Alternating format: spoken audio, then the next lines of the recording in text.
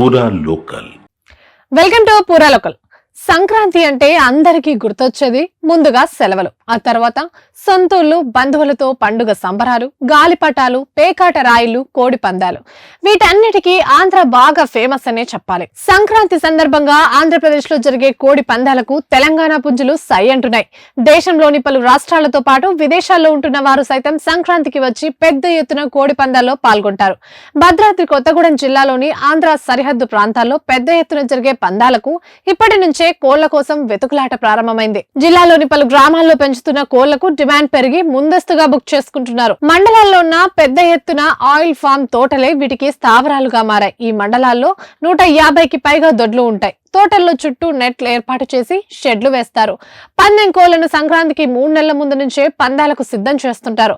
నెల రోజుల ముందు పందాలకు సంబంధించి ట్రైనింగ్ కూడా ఇస్తుంటారు. పందెం కోళ్లకు బలమైన ఆహారం అందిస్తారు. రాగులు, గంట్లు, మెరుగులు మిశ్రమాన్ని మేతగా వేస్తారు.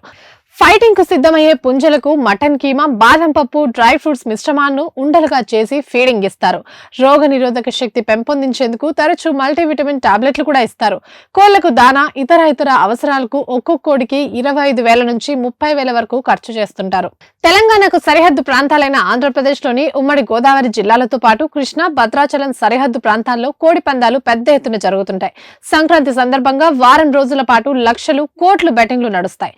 భద్రాద్రి కొత్తగూడెం జిల్లాలోని పలు ప్రాంతాల్లో ఇప్పటికే పందాలు జరుగుతున్నాయి. ఒక్కో పందెం కోడికి రకాన్ని బట్టి 5 నుంచి 50,000 వరకు కొనుగోలు చేస్తున్నారు. ఈ పందాల్లో పలువురు పొలిటికల్ లీడర్లతో పాటు వ్యాపారస్తులు కూడా అధిక సంఖ్యలో పాల్గొంటుంటారు. ఇవి ఇప్పటి వరకు అప్డేట్స్. మరిన్ని అప్డేట్స్ కోసం చూస్తూనే ఉండండి పూరా లోకల్.